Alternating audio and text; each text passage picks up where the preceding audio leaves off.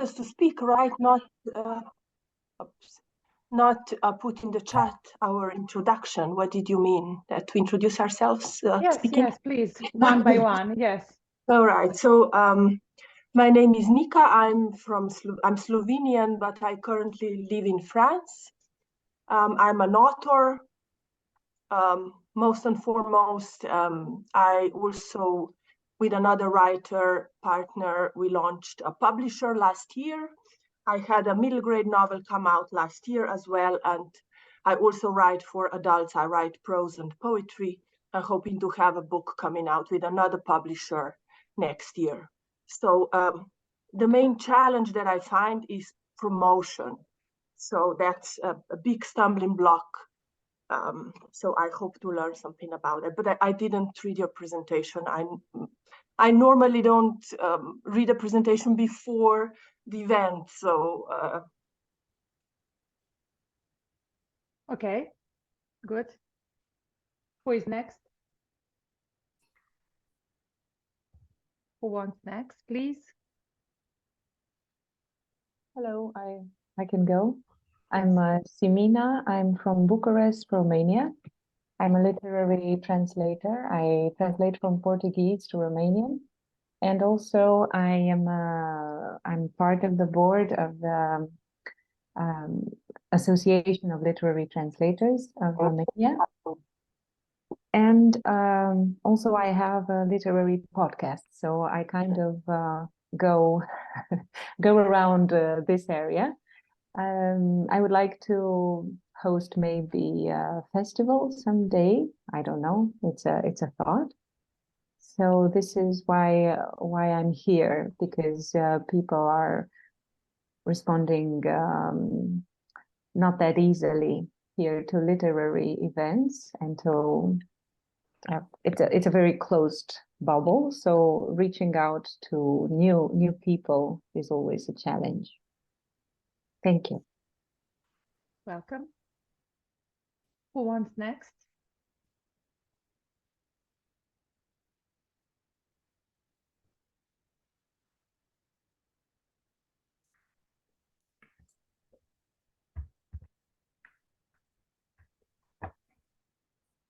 Can I ask Eleonora, do you want to present yourself? Yeah, sure. So two people put two comments in the chat. I don't know if you saw them. Now, yeah. Okay. Please go on. Yeah, so I'm from Italy. I'm a writer. I mean, I haven't published anything yet, but I'm still a writer. I'm a MFA student with the Vermont College of Fine Arts in creative writing. I did some volunteering with a British press called Les Fugitives. Yeah, I'm just interested in the literary business and publishers, and so I was curious, and that's why I'm here, basically. Okay, thank you so much. I didn't see the presentation, I'm sorry. Don't worry. That's fine. It's just for me, so I know how much should I focus on it or not. Okay. Milena wrote a message, Alba wrote a message as well, but we will have a part where you need to work and talk to us. So if you cannot talk to us, we will know that later on. Who else wants to present in really, just so we know the group, and then we will start off. Okay. I'm in a bit of a loud surrounding, so I'm not sure if I'm going to be able to communicate as well as I would like to.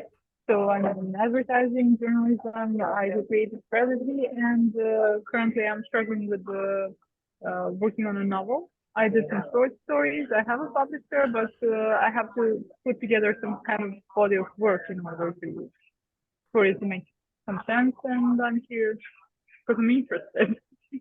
Okay. Okay. Okay. Thank you. Is there anyone else who wants to? Elena, Maria, David? Okay.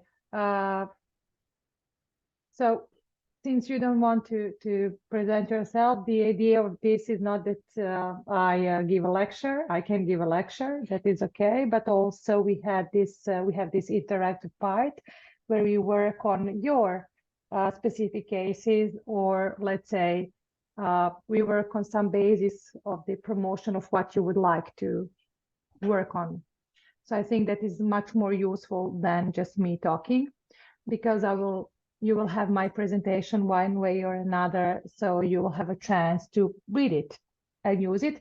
But still, I will go through it, and at the points where we say case study, we will work together on your specific cases that you think of, and we will try to figure out how promotion of your book or novel or festival or song can look like. Who wants, who doesn't want, will just sit and listen. So I will share you, I started recording, I didn't record my introduction, so I will repeat it. My name is Milena, I'm Master in Communicology. I work in promotion of cultural content for the past 18 years, but in a literary association Crocodile, I'm partner for the past 15 years. And we are known by the Literary Festival Crocodile, which is one of the biggest European festivals and definitely one of the most credible and visible in this part of Europe, known for its dynamic program with a specific visual and other promotional contents on the stage, modern approach, that consists of readings, soft interviews, music performances, etc. We try to present authors in one modern and, let's say, popular way. So not only that we present authors, but also we raise awareness about the literature, and we try to engage wider audiences in literature itself. Therefore, we received this European Communications Award as the first NGO to be awarded with it. Yeah, it made an even bigger pressure on us to work even better. And this is why I'm today with you. So I will focus today. I will show you the presentation, and we will start off now because we don't have I don't want to use your time. We have 1 hour and a half. So today I actually wanted to focus on the core thing about the promotion. You all know literary events. It's always author reading, talking about the work, and then reading. And some people come, and up to 50 people come, and you're like, wow, 50 people. And normally literary event looks like this. And general public who is not into literature might find it boring. And on the other hand, there are authors and publishers, and we are super excited, right, about it. And what we want to do, we want to present ourselves not only among audiences, but also among publishers, right? You sometimes you have your writing and you need a publisher. So it's the same mechanism. What I wanted to focus today on, and what I find the most important, is storytelling. It's a story that you tell in promotion about yourself, about your product, about your thing that you want to promote. And that is where I will start off, even though I will cover wider, let's say, things, because you come from different industries, as I understand, literary translators, authors, etc., etc. So I will try to focus on the core thing in promotion, what we find the most important, and that is the storytelling. I will share the screen now with you, with the presentation that you didn't see, but you will have it available.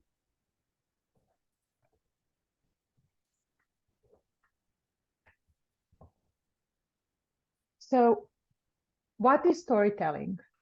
can any one of you tell me what for you is storytelling? If I say storytelling is something familiar to you, you're authors, you're writers, you're coming from writing word, you're creative people. What is for you storytelling? Can you give me 2 or 3 answers to this question, please?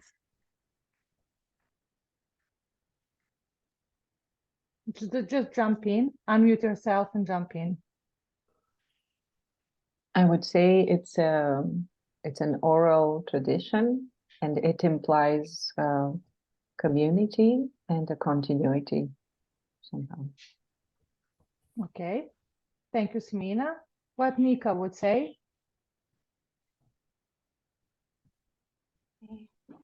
Well, it's you tell a story. It's about telling a story, whatever story you have to tell.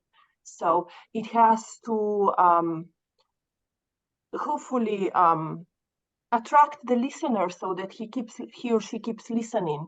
And so yeah. Okay. Is there anyone who wants to tell us? No? Okay.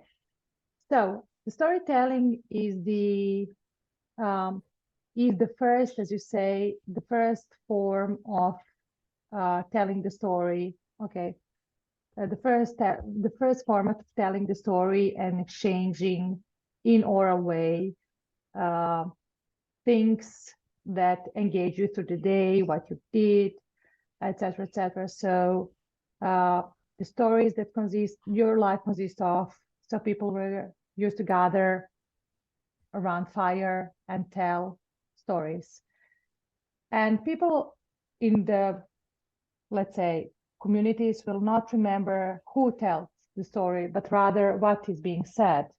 And they would always remember the one who was the most engaging, the funniest, the smilers, the best narrator. Who is saying the story the best will be the one that you will remember, right? So therefore, the telling of stories is in human nature. That is what I was referring to. Years ago, people gathered around the fire to hear and tell instructive stories that inspired, motivated, educated, and conveyed some important messages. Quality stories, as I said, were passed down from generation to generation, even when there was no way to write them down.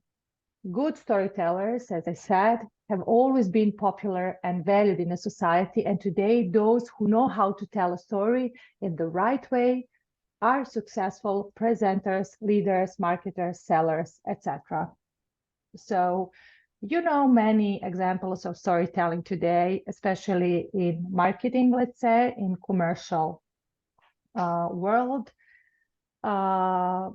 And you will see that storytelling is a part of distributing and developing unique brand stories and aligning them with a specific brand strategy.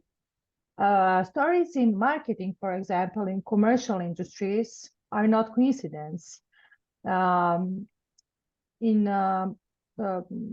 polls showed that around 92% of consumers today say that they would like an advertisement for a product or content to be in a storytelling format. Let me just, so storytelling can be defined as an art, also as a science of using compelling narrative stories to evoke empathy and rapport between you, yourself, your product, let's say, and your audience. It involves communication of your values, beliefs, and uniqueness through a story that creates a connection with your audiences. So in short, storytelling is the oldest model of connecting people through developing an emotional relationship. So in short, storytelling is important in order to connect your product, your thing with your audiences in emotionally engaging way. So you will see that this term is used in marketing, as I said, and it means a lot of things. It means designing It means copywriting, etc., etc. So there are many reasons why today successful people around us use stories as a powerful tool. And here are just some of them. You all know this, by the way. I'm just giving you another angle to things, and then we will try to apply this story into your specific cases. So which are the reasons? So first, stories move us to think and act. So when you receive the story, you will not remember. When you hear the story, you will oftenly you will not remember who tells the story, but rather what is being said. And stories do move us and to think and act. A story does not affect the rational part of the human brain, by the way, but the part of the brain that is emotional and in charge for instinct, which is much more impulsive and stronger than the rational one. It is much easier for people to remember a story than a fact and figure.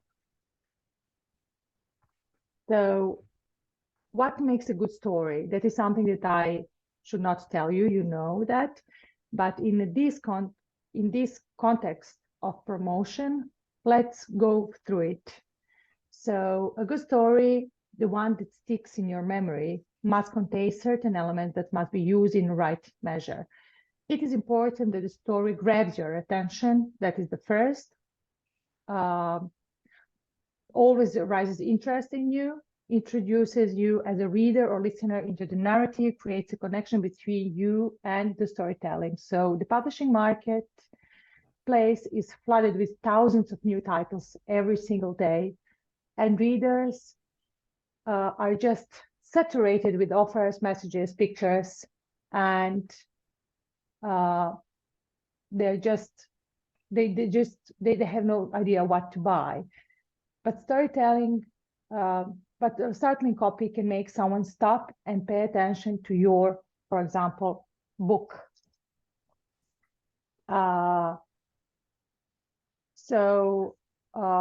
Books and festivals are the same. No two books and no two festivals are the same, and you cannot apply the same approach to do two different books or festivals, nor two authors are the same.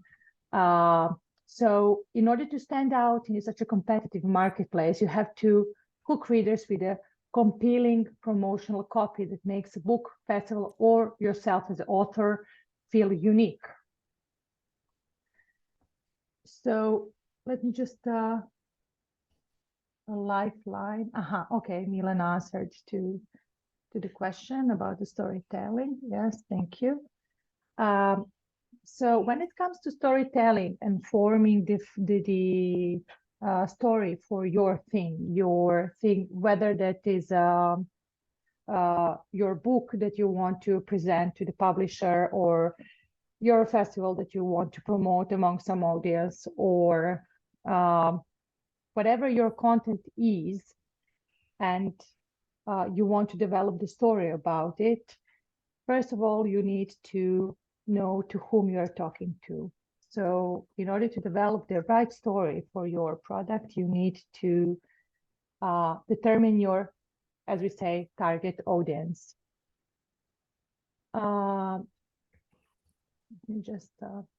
Okay. So the most important is targeting the right readers. And you need to tailor make that copy for your audiences. So that is the most economical and efficient way to build your brand and or sell. You need to start the marketplace. You need to use polls on social media. Many times we think that on social media things are in a specific way, and then you just go to the polls and you realize that your audience is not on, for example, Instagram, but rather Facebook. They are not on Twitter, but rather you just need to research a little bit. So do the keyword research, use any creative idea you can think up to learn more about who your reader is, what they read, and why they buy. Learn more about finding the right readers. So I'm talking about now about readers. So the same mechanism applies to publishers, audiences, etc., etc. So every word and image should speak to that specific reader. The point here is that you know your audience. So many times we say, this is our product and we want to promote it. And I think that we need to do it in this or another way. But first thing that before even developing the storytelling or copy or anything that is called promotional copy or narrative, we need to research about to whom do we want to promote, what we want to promote. Once we develop so-called target audience or robot model of our perfect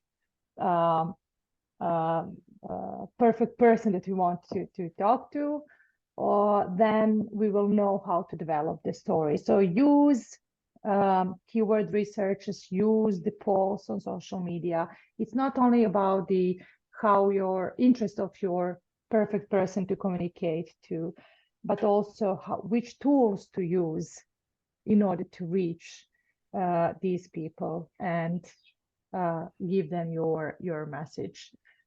So also one specific note that is important, that as Festival Crocodile as well, many times you will have multiple target audiences, which means that you will have older people, younger people, middle class, those who are using Instagram, not using Facebook, etc., etc. But you need to, say these are my different audiences, and you need to develop a package of story and placement and tools for the specific audience. So, and that is okay.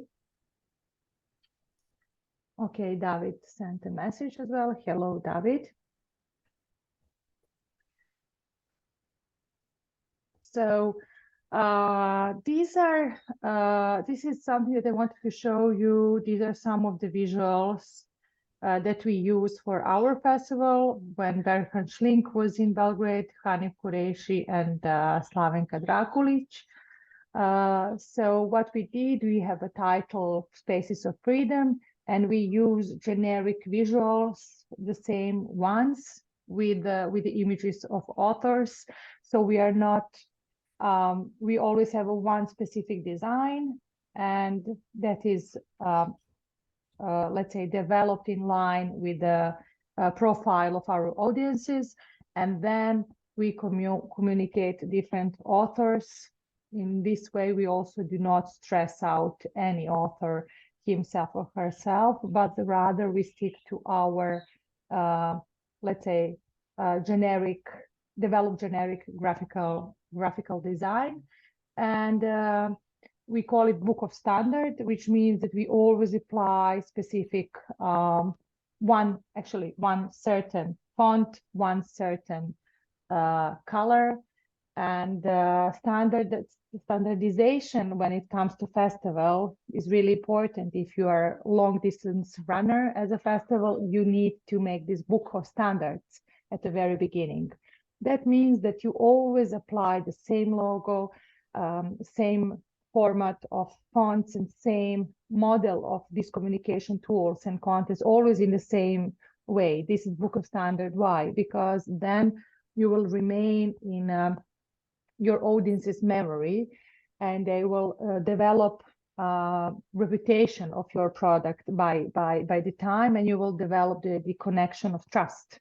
So all the companies that you will see worldwide, they have this so-called book of standard, which means that they have a same logo, same colors using, you see more or less always the same. It is not by accident. They are not changing let's say they're not changing too much visual identity. And this is why you will always recognize many logos or graphic formats of many global companies, because you see them through decades, let's say, and they develop a relationship of trust. That is something important. As a Crocodile, to be completely honest, we apply this practice in 2015. So we were running as a festival for 6 years, and each year we had a different visual identity, we had a different position of logo, we had a different logo, different font, etc., etc. So we made this standardization and we developed the Book of Standard after 6 years of festival realization. We applied this practice actually. So this is what I was just telling you about. So this is, we see, this is, so this is how we do it today. And this is how we used to do it before. This is what I was saying right now. So you can see that crocodile, which is actually abbreviation, it's not an animal. So it's not the animal crocodile. It stands for Regional Literary Gathering that alleviates boredom and lethargy. So you can see that these are generic visuals that we used in 2011 and I think 2014, if I'm not being mistaken. So you will see that this crocodile title is written in completely different font and different color and visual identity, as if someone might think that these are completely different festivals, right? And organizations. So this is why Book of Standard is important. It's nice like this, but if you want to do it in a long run, you need to standardize your visual identity. So the good example for this is, of course, the New Yorker Festival. They haven't changed the font for the past 60 years.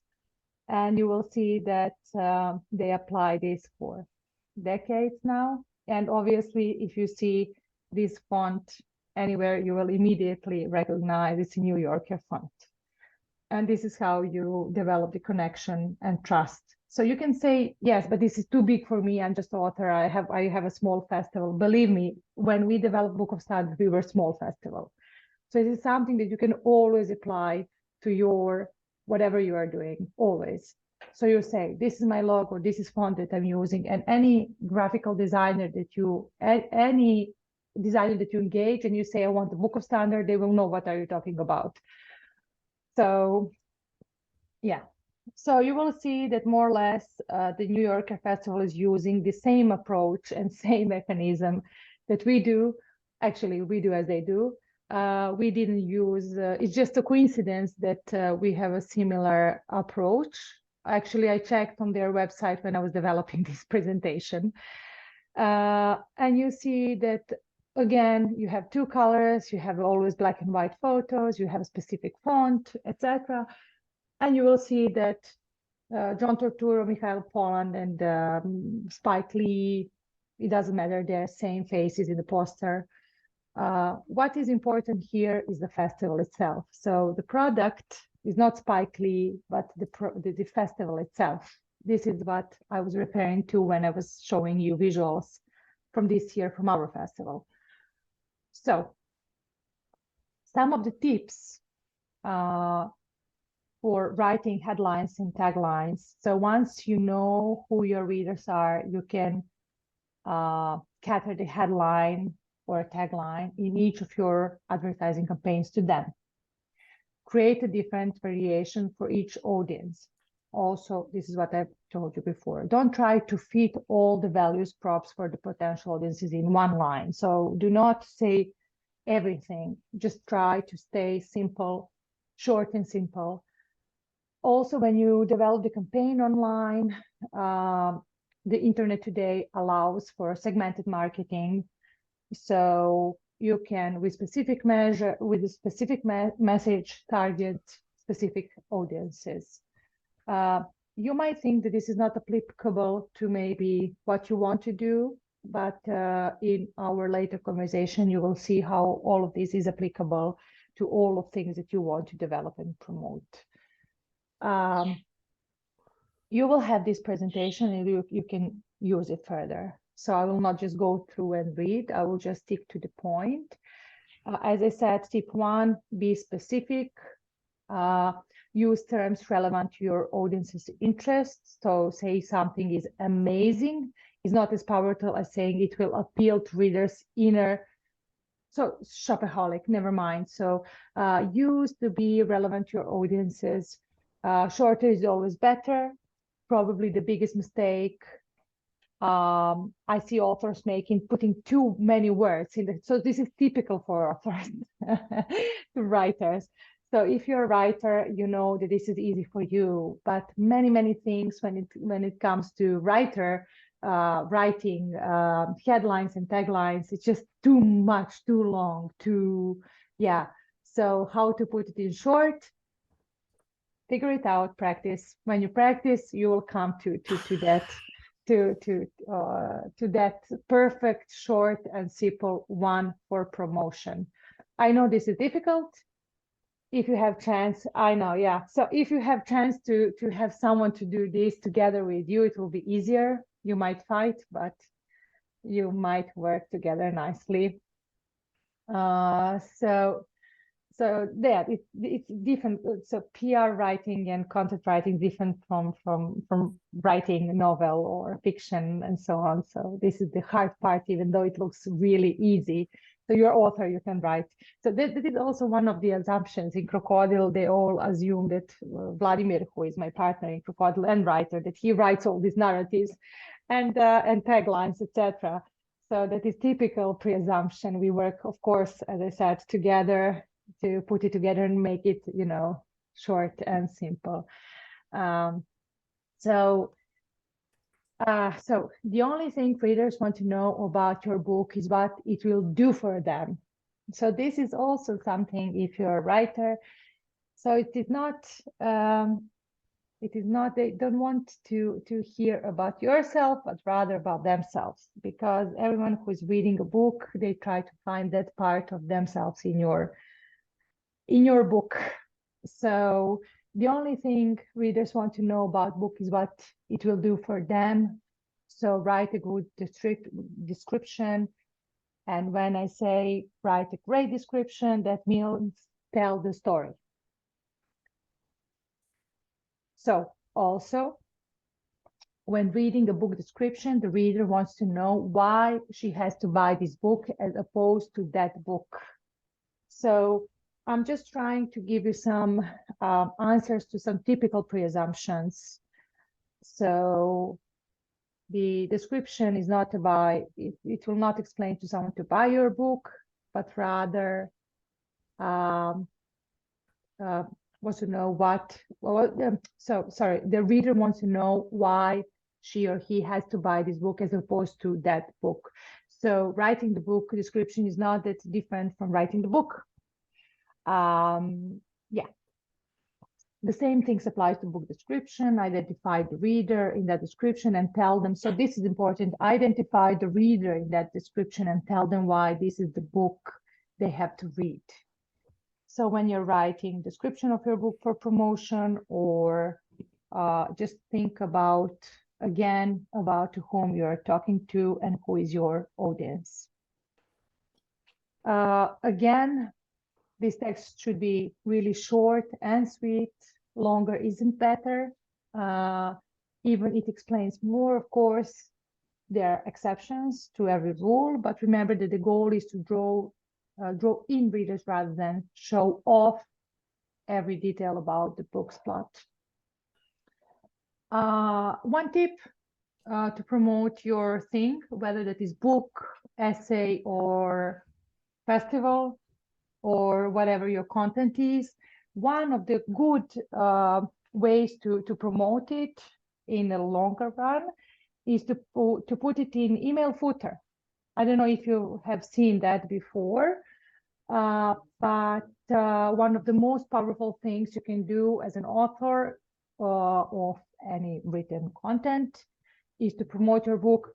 Is also one of the simplest, add it in your automatic email signature. So kind regards, your name, surname, and check out my latest work here, etc. It's always one interesting way to promote your thing. Since average person sends dozens of emails every day over the course of 1 year, so just imagine how many people you will reach out in this way, and that you will not even think about it. So of course, I will tell you this, and you know that contact media, bloggers, and influencers, there is no better way to promote your thing than to get right people talking about it, right? They don't have to be famous. They just have to be well known to your target audience. So you need to know, again, your target audience, and you sometimes do not need to reach your audiences or audience, but rather those people who are famous or well known to your audiences. Just think about that approach as well. Yeah. Of course, write guest posts and articles. And this is something that I was telling you at the very beginning.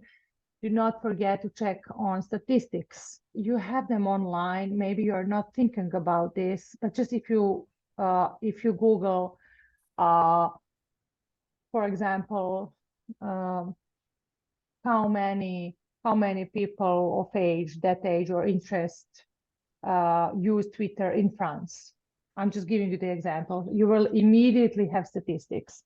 This is the tool that advertising agencies are using, and many in corporate world, this tool is used on daily basis. This is how they are developing all these marketing campaigns.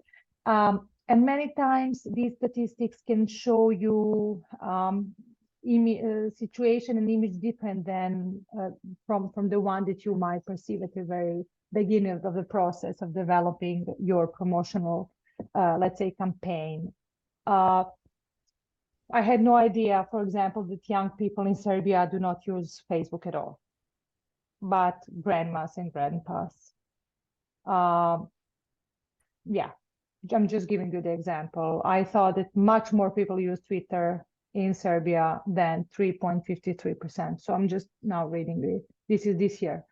I'm like, what? 3.53%. I really thought that people interested in literature are on Twitter. So how is this possible? So Facebook, like I had no idea that people use Facebook still in Serbia so much, and so on and so forth. So yeah, so do not forget. So it's interesting also, just Google and just check on it. It's just, even if you're not developing promotional campaign, go and check on statistics. It can be quite interesting for you. Yeah, so this is what I was telling you. So yeah. So yeah. So when you're developing your audience, you need to know them. So this is also some of the statistics that you can find online. It was interesting for me to see how many among Serbia's population are female and male. And then you can also see gender data. And yeah, so this is also something that you can find online. So you have also source here that you can use for each country. So you have it down as a website. So you will see the present. So if you want to research on your audience, you say, okay, let's say how big my audience is. For example, they are 35 to 45. It's 14% of our population. So yeah. You also have this internet use in Serbia. I'm just using our country where our audience for festival is, but you have all the statistics for every country. And you can see how many users of it. So when you are thinking about promoting online and offline, this is a good approach. So you say, okay, my target audience is not online. Let's use offline tools. So this is the part where we analyze how much do we invest and where in online tools, and when we should just go and place posters and use leaflets. Yeah, so use statistics. So this is group assignment, and I would like you, we will not go through like 5 minutes, 15 minutes, 50 minutes, etc. I would like you to think, we will use only 5 minutes for this practice. having in mind what has been said in the past 20, 30 minutes, I would like to think about your product, one product that you want to promote, to whom, and think about the key messages that you would like to address. Can we do that? And then we will talk about it, and then we will continue. Don't forget, there are no correct or incorrect answers. Okay? Okay. I will wait for 5 minutes now.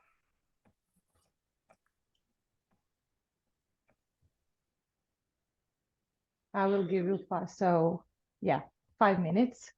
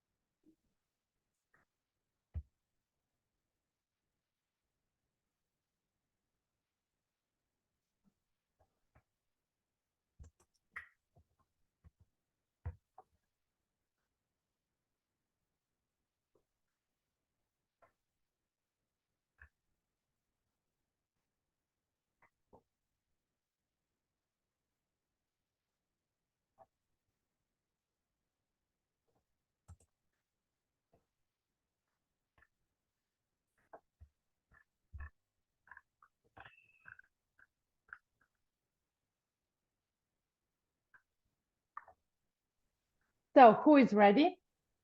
Who would like to try? I can start. Please. So so this is about my middle grade book, Sisters in Delft. Have it show you the cover. That's the book. And so the target audience is on one side the kids, of course, 10 to 13-year-old, but on the other side their parents, because they're going to be the ones who go online and purchase the book. So for parents, I think I would use Facebook and maybe Amazon ads. I had put some ads on Amazon, and that really worked. The time that I put them, I saw the sales went up. But I haven't tried Facebook yet. But I know the age group of parents that would buy this kind of book, like, I don't know, 40 years old around, they are on Facebook. So, and the message for parents would be, the book is about, so they travel back in time. Two sisters travel back in time to 17th century Delft. So maybe for the parents, the message, they would be interested in their kids learning about art, the painting, in which, you know, they enter the painting and they travel back in time. And also a large part of the story takes place in 17th century Netherlands, in Delft. So that would be another point that would be attractive to parents, so that their kids will learn about history, European history. And for the children, where would I reach these kids? I haven't tried, but I think TikTok is where they would, you know, unfortunately, but I don't use TikTok, and I haven't done any video on TikTok. So, but for them, the message would be, so magic in everyday life that, you know, just can happen, and time travel, that's attractive, and there's some romance in there as well. So I think that would attract the kids. Okay, thank you, Nika, so much. Who is next?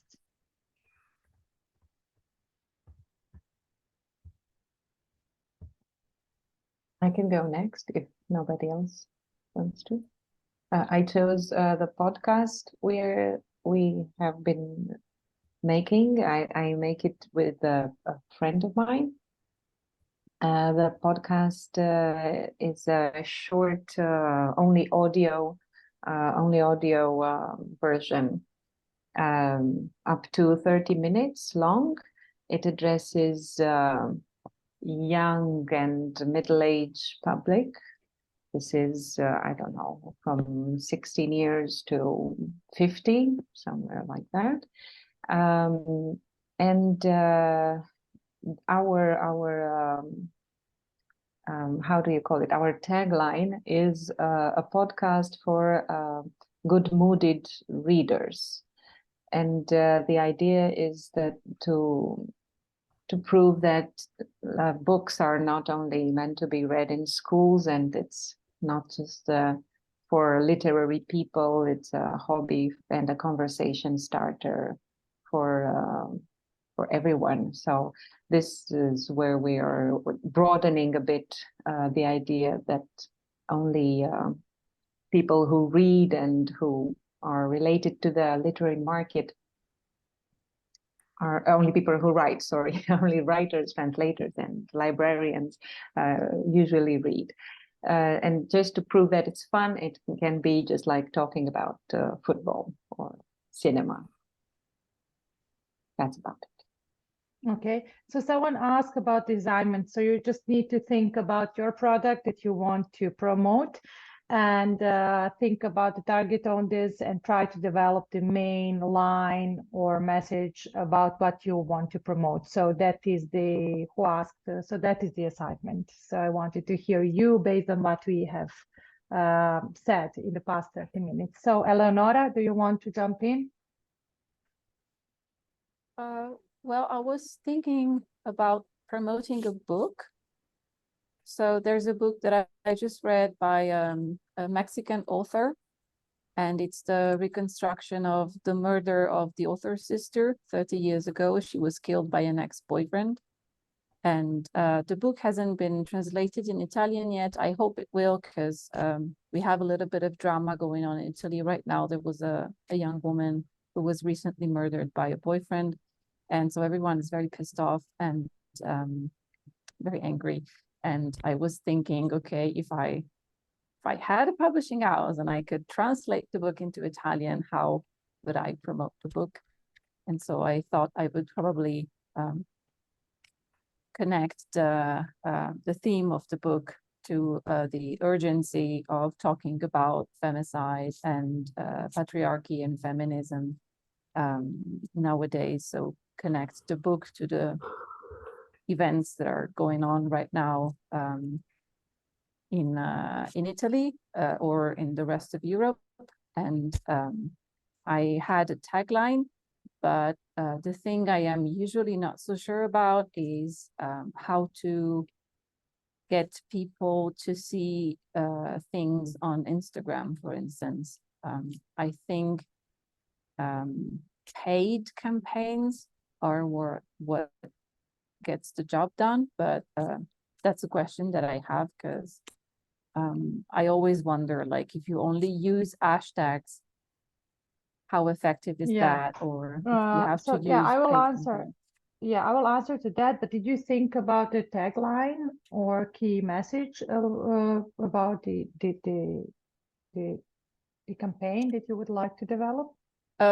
Yeah, I mean, I was just thinking about taglines addressing the book mainly. And so the book is about the identity of this young woman, and it feels very intimate because it's written by her sister. And it reflects on how a single death is actually a collective tragedy, because it's a collective problem and it just multiplies in many other deaths. So the tagline that I came up with is womanhood and intimacy, the murder of one is collective loss. But then, Okay, good. No, great. I mean, you had 5 minutes just to, the idea of this exercise is to think about, to connect what you're interested in or you want to promote with what we just said. It's not as if you need to develop something.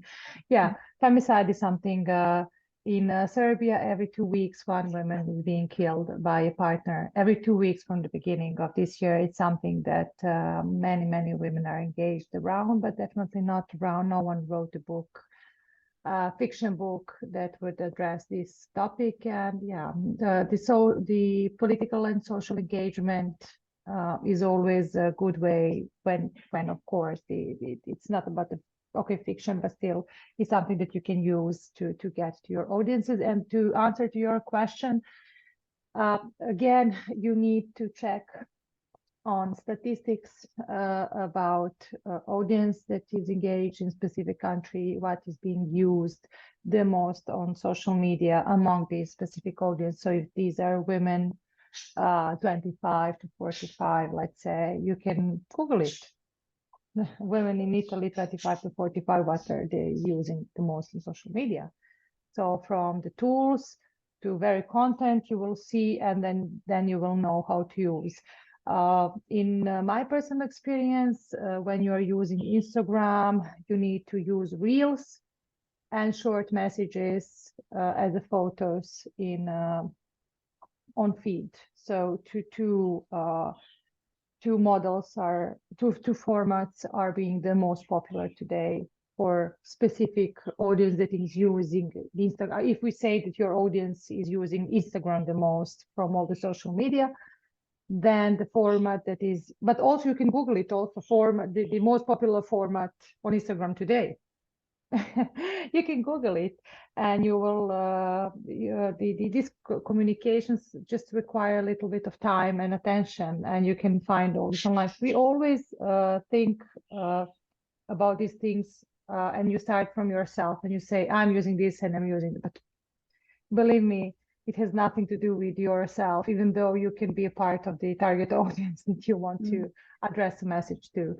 So yeah, on Instagram, the most popular format, let's say in Europe today or globally, are Reels and these short messages. So people do not like to read captions any longer, but you just read and swipe 10 messages. You know what I'm talking about. So you just swipe and read messages. So you don't need visuals any longer, but rather short texts, and you use 10 images, which you can develop in Canva program, for example. You use Canva, Yeah. CA, Canva. So you just swipe and use 10 messages, and you don't need caption or hashtag or anything. You don't need to pay if something is viral. You don't need to pay to have a paid campaign. And this is why storytelling and key messages are important, because sometimes if you have a right message, you don't need a paid campaign at all. So yeah. Is there anyone else who would like to present idea and key messages? We're 16 here and we are just 3. Milena wrote something in the chat, a novel to be written, a story untold, an invisible story, what Kalina tries to do with invisible cities, but failed the rest for sore eyes. Okay. Is there anyone who wants to jump in with the idea, or we can continue with the presentation? No one, nothing. Okay. So let's then continue with our. Oh, can I before you Yeah. continue, can I just ask you what kind of how do you promote literary novels that are not they're not going to be the bestsellers, they are kind of avant-garde, they are like not everyone will read it, and I know what are the ways, and those people who read them, they may not be very much on social media. Yeah, I will give you the really concrete answer to your question. So we have a residency for authors as well. So we are not only the festival, you can check it on our website. So we have authors who come. We had 150 foreign authors in our residency, and they come with their book that hasn't been published in Serbia at all. And our job is to promote their work. Whether that is fiction writers, writers for kids, illustrators. We had literary translators as well, being in our residency for writers working on specific translations. And they do negotiate publishing of the book that they find that they're working on. So it's a complex industry, let's say, but I will just focus on what we are doing.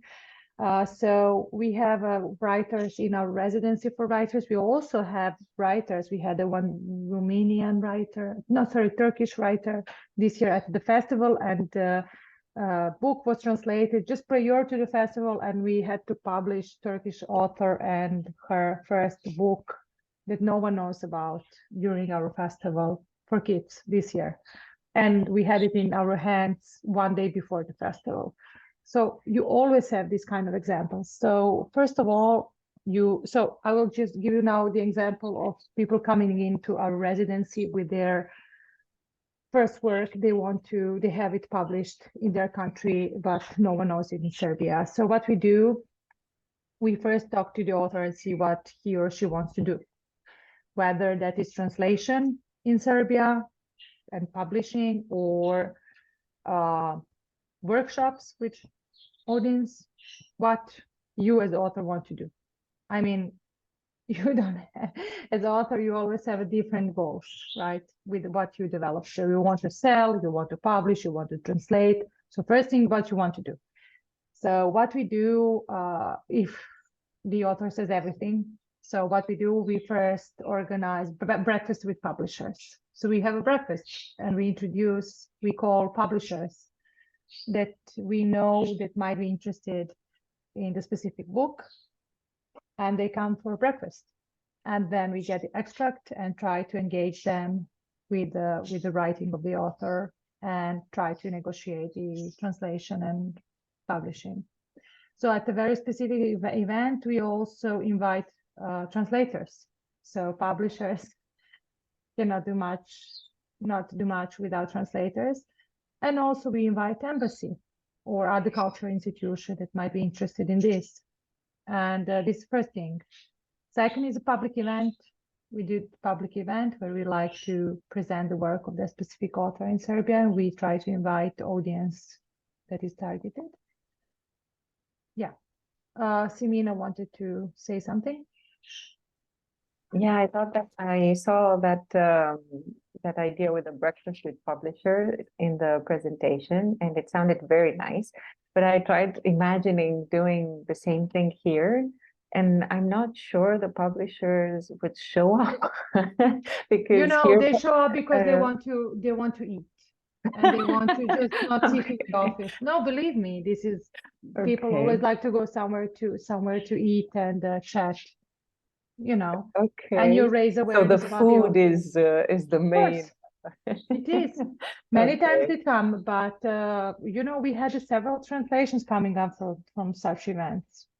From one Danish author, Matilda Walter Clark, I remember. It's just or just putting together author with publishers and they just figure it out. So it happens. Okay. Yeah, we have public events also, and we do also what we do. We organize with the author. We go to the faculty, philology faculty, which is foreign author, obviously. So we have these workshops with the future translators. It's always interesting. So you, in different ways, you raise awareness about the author that you want to promote. And then many times it happens translation, but it depends on the author what you want to achieve. So, and what is maybe the most important is engagement of the author who really wanted to do something happened. So many times authors just want something and they do not have time or energy or focus or will to push a little bit harder for what they want. So it always shows at the end. Results are there where author is enthusiastic about translation, publishing in specific or selling. So Nika, you wanted to say something? Yes, this all sounds so wonderful, but I'm sure you have a very limited capacity to do. I would love someone to do that kind of work for me, but I don't think you have a lot of capacity for, you know, for to receive authors like that. How do you select them, or I don't know? So yeah, this is just I'm giving you the example for Serbia and our residency program. So we have a different course throughout the year, and you just can apply, and there is a selection committee, or we have a embassy, and we have open calls for a specific, let's say, project or specific country, and then you just apply, and we choose among all the applicants who will come. That is in Serbia, but these are ideas that are applicable everywhere. You can, if you want to promote your book, you can always in local coffee shop organize brunch. They can pay for it, but still you can. I mean, these are all the formats that are not conventional, and they are not, you know, they go out just think out of the box, just as a people, let's say, like regular people. What would you like to, you know? So this is just breakfast with publishers. If you need a publisher, it's a one nice format to present your work as a tool to publishers. So I'm not saying that something can happen, but we are using this to promote authors from abroad in our residency. So, but again, storytelling is the crucial, because you have like 2 minutes, 3 minutes to present that author and its book. This is offline promotion, of course. Yeah. So, and also you have residencies everywhere, so you can always use that opportunity, or you can write us an email and we will share with you calls that we have and the information about the residential program. So, because we don't have much time, do not mind if we just continue now. So, I'm sorry, but we let's just see where we are. So we were here. So, so we said that stories have been the way we explain the phenomena. So this is something that Eleonora, right? Yeah, Eleonora was saying, and this is referring to her idea, I think, the most. So stories have been the way we explain the phenomena around us. They have the same function today, just as you will more easily convey life lesson to your child through a story of a brave girl who fought against dark, let's say, or whatever. So you will demonstrate your knowledge of a certain area more easily through an example story or experience. So you do not need to. So Nika, I will just give you the example. You told us about your book, but I think that it would be much more interesting, because we are your audience, to say, I developed this book because I wanted to work on these specific topics for kids. And I think that imagination is, so you go from your inner story, why you wanted to develop that book. I'm just giving the example. So what is the story about your book rather than very book? So this is what we were talking for in the first 30 minutes. I'm just giving you now the reflection of you did what normally is being done. So this is the book, it says about that, it's about that. But what we want to hear, why that book is important for you, and why you wrote it, and why you wanted to address the specific topic that you have it in. So that is something that would engage me, Simina, Milena, or anywhere else here in the room. You mean why I wanted to, what was my reason for writing the book? Yes. But I try to, because you said the reader doesn't care about me, the reader cares how the book is gonna make him feel. So I didn't start from, I didn't come from me. I was so yeah, just someone is mute himself.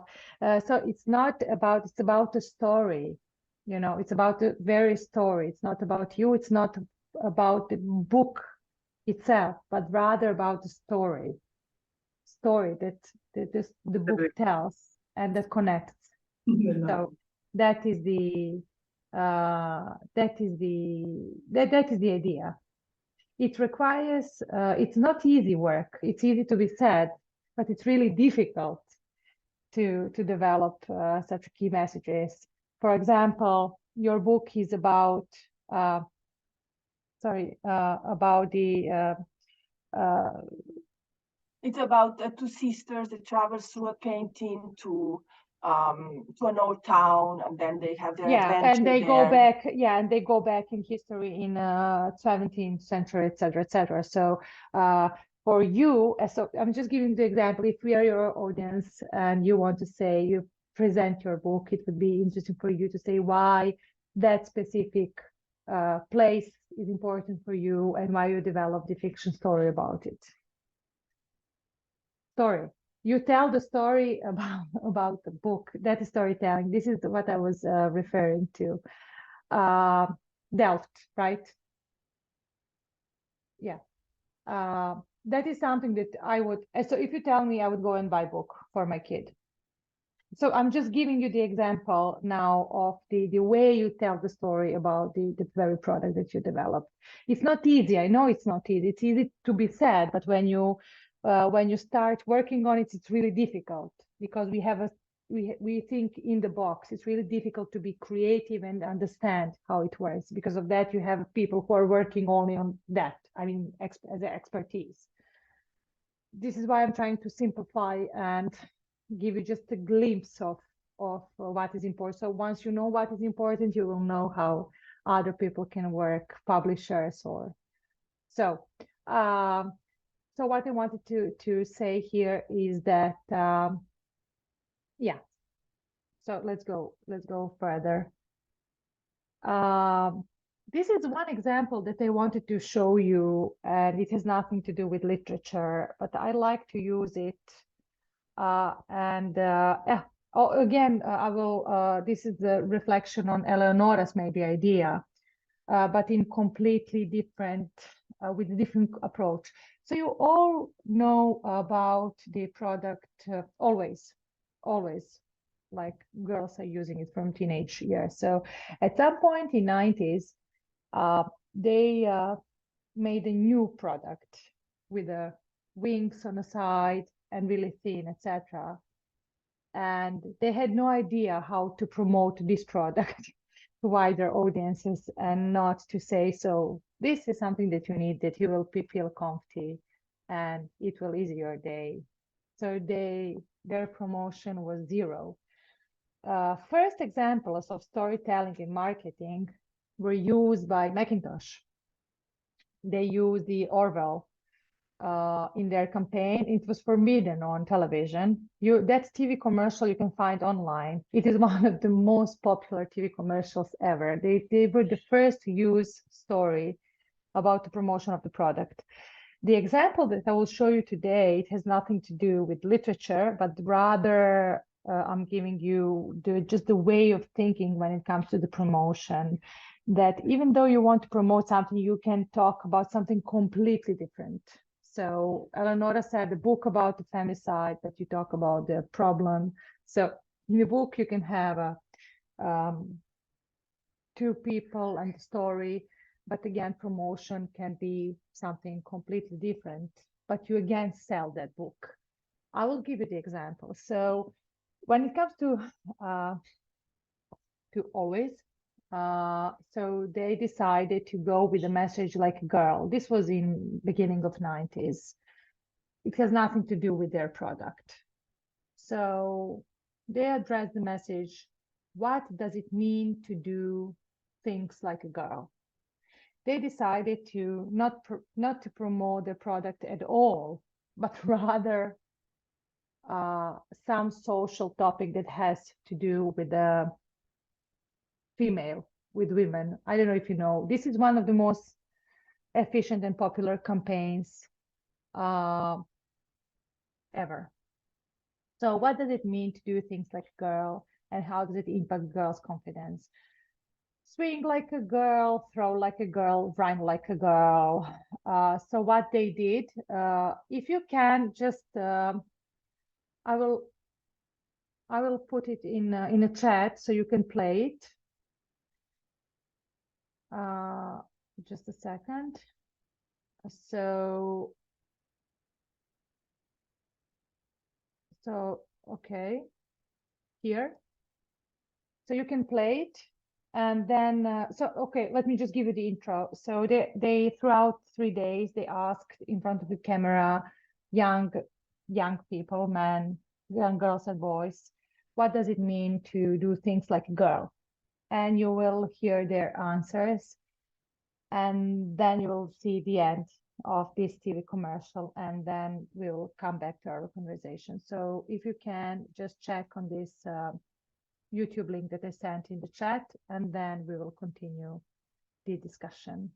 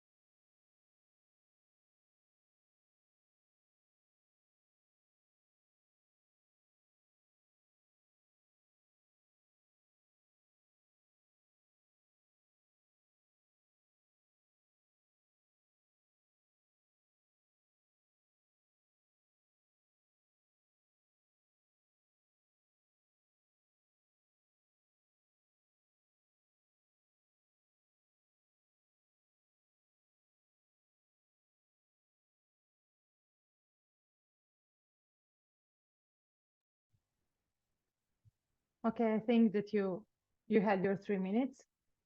Did you check did you see the video? Okay. So this after developing this campaign, they started selling as a product always that you recognize it today. And until today, they remained as the biggest seller in the world. So they realized that storytelling is crucial for promotion. This is just to give you the example of storytelling in promotion. So you don't need to have a you can have any product, but what will sell actually is a story about your product to whoever you're addressing your message, whether that is publisher or audience or anyone. So this was my scope to show to you how one good example of how politically engaged campaign and the good storytelling can make a quite impact, even though it has nothing to do with the product, but people will go and buy at the end of the product because they support the story and the idea of the storytelling developer. So let me continue because we don't have much time. We will end up with definitely with questions. So what I wanted to tell you after seeing this commercial is when you tell your audience a story, you activate their sense of empathy. Many people cry after seeing this TV commercial, by the way. You activate their sense of empathy. You help them make the connection between idea and action by translating facts into feelings. So this is what I was before referring to. You need to translate facts into feelings. So it's not, this is my book, it was sold into 1,000 copies, but rather it was important for me to develop this story because I wanted to blah, blah, blah. Just giving you the example. And for you, it is important because it shows beautiful creative characters that are going through this and that. And you tell the stories that connect with your audiences. So you translate facts into feelings, all of which encourages giving and keeping audiences and their attention. Facts and figures have their place, of course, but stories are what stick in people's minds and warm their hearts. You know the saying that we may not remember what happened exactly or what someone said, but rather how that thing made us feel. So you will always remember how you felt at some point, but you will not remember the person who said it or the name of the very person, but you know that you were angry or happy, right? So this is how we function as a human beings. One thing hasn't changed in thousands of years. There's still no better way to steer emotions than a good story. As a kids, we go to bed and mom tells us a story. We tell stories to our kids when we go to bed. So again, there's no better way to steer emotions than a good story. Offline promotion, I will not focus on this because I realized from you there is so I will just I've already covered the festival promotion, but there is no lots of you from festival organizers, so I will just go through this even though I've said already a lot. If I'm being mistaken, then just raise your hands. So offline promotion of our festival, as I said, hard copy posters and flyers and programs. So again, you need to know where your audience is. It is in libraries and bookshops, of course. So you just go there and distribute leaflets and flyers and posters. So Olivia Chapman from the Birmingham Festival, she said, and we do agree with her, is that festival program is still a must. People do like to have in their hands festival program. and you just check it and go home with it. And they do not like to, just watch online and just, figuring out what program happens where. But people do like for the literary programs hard copy thing to just get to know to your program. So it is important to print out leaflets and posters, even though it sounds outdated. It is a must. Word of mouth is something really important, as you know. So you need to encourage people around yourself to spread the word about your thing, whether that is a festival or a book. So yeah, Crocodile Breakfast with Publishers, we were just mentioning that is one of the formats that we use, quite efficient and nice. We already covered it. So this is how it looks like, by the way. This is our cultural center down there. And we just, we have so you don't see the food, but food is just behind the camera as buffet. And yeah, people do come and talk. This is also a good way for publishers to talk about among themselves and with translators. They do not have you have book fair, of course, and book fairs that they all travel to. But I think that this is a really nice way to gather together and talk about the industry. So marketing is no longer about what you produce, but about the stories you tell. This is what I was telling you before.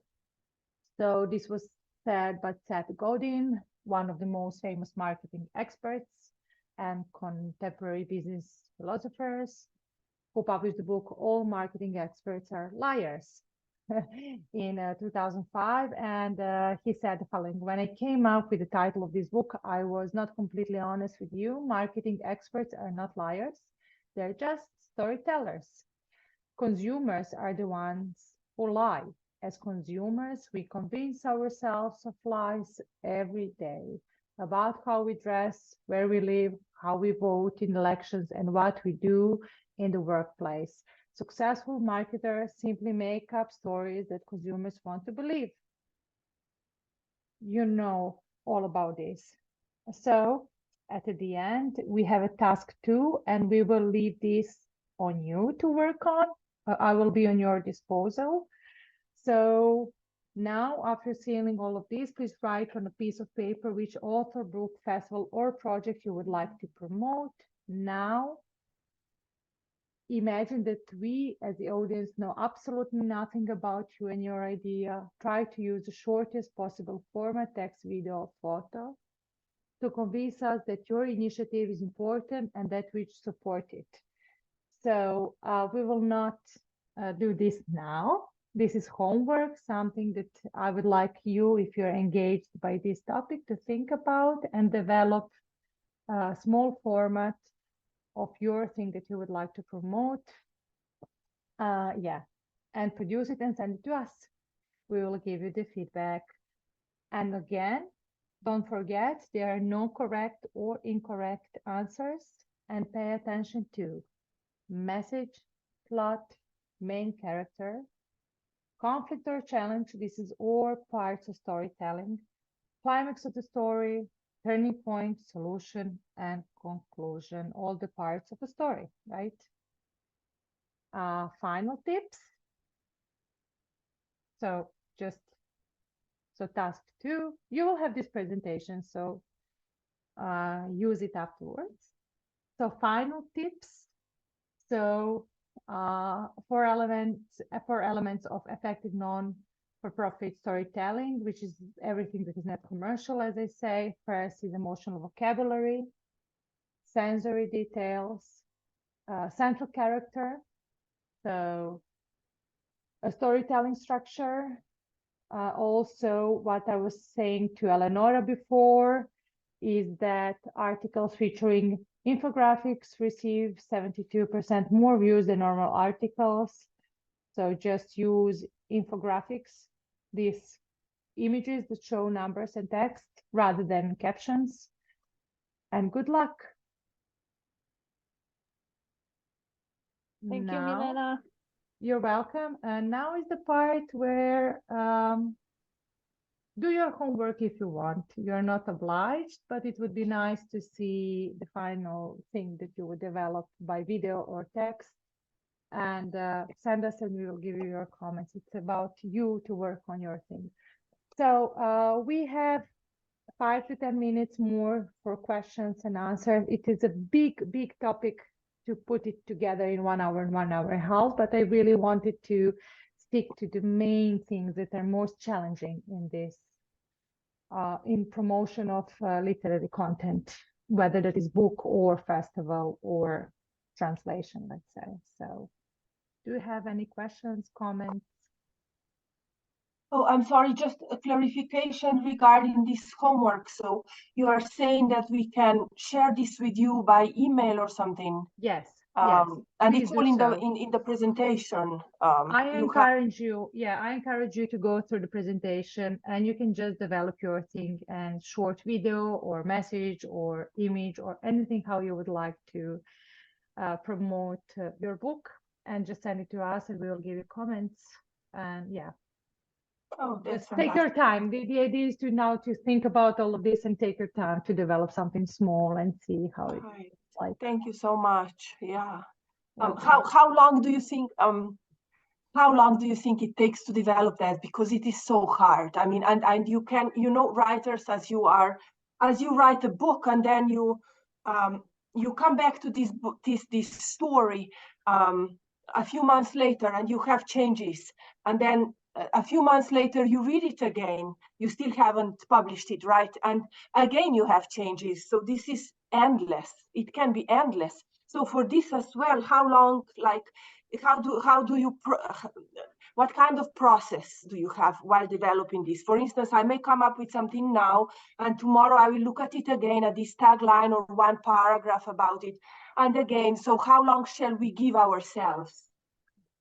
So for the specific homework, take any time you want. I mean, as much as you require, just take your time, develop it, and send it to us. This is the reason for developing such a trainings and that we are doing in LeetUp projects. So just think about it, check the presentation, and try to make something on your own, and then we will give you feedback and try to help you as much as we can. So depends. In generally speaking, really depends of what are you developing, for what cause, etc., etc. So yeah. Do you have any other comments or questions or suggestions? Yeah, Eleonora. I wanted to ask you, when you started promoting the literary festival that you organized at the beginning, what was your budget? Like, do you think it is possible to start promoting an event with very little budget, or should like a person have, I don't know, 200 euros to invest in flyers or 1,000 euros to invest in flyers? Yeah, that is a good question. When we received European Communications Award, it is not that only communication strategy was evaluated, but also the finances. So our budget was 300 euro. 300. It was a team of me, Vladimir, and Anna, 3 of us working in a kitchen, and we had more than 3,000 people in audiences. Our guests thought that we have an entire building, and we actually rented a small venue for breakfast matinee. Just to give you the example that really with small budget. So how the answer, the question, key question is how you do it. So it's not about the budget, it's about the program development when it comes to festivals. So people mostly like to develop the program and invite authors, and then you think about the promotion. And that is wrong. Because promotion many times comes at the very end of the process of the festival development. But the promotion should go, let's say communication strategy. I'm trying to simplify my words now so you can understand clearly what I'm saying. So the promotion comes in the same time when you develop the program. Why? Because when you develop the program, when you use VIP names or you use VIP presenters, you immediately do not need to invest in promotion. I will just give you an example. If you have a cutting edge and dynamic and really like jingles and visuals that are really attractive, you don't need to pay for it to promote. You already have a good design, good story, good, for your audiences. So they're already intrigued. You don't need to pay. So traditional media, you engage when you have contemporary and names that are intriguing audiences. So traditional media will be engaged. We never pay, never ever traditional media, and we always have full media coverage. I will just give you the example. When we receive for the Festival European Communications Awards, so investment, we said investment was 500 euro, but I didn't want to say it is 300 euros, so I said that I remember 500 euros. And the value that we get from all traditional media, which is TV, radio, and hard copy print, of all announcements that we had as a coverage, we had more than 200,000 euro in value of all the advertisements and text that we had.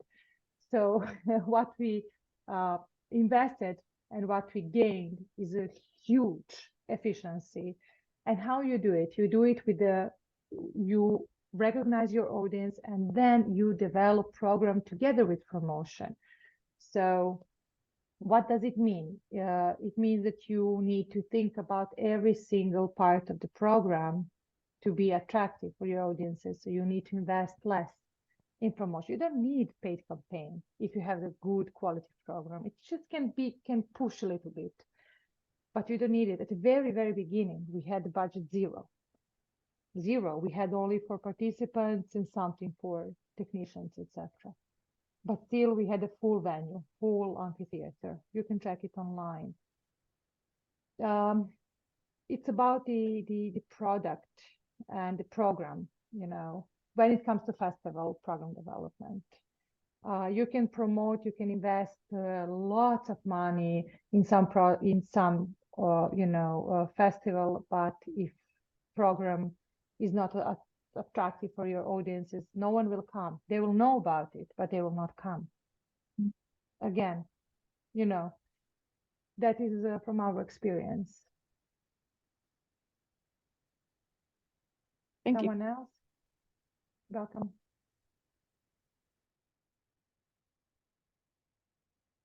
No one, nothing? Okay.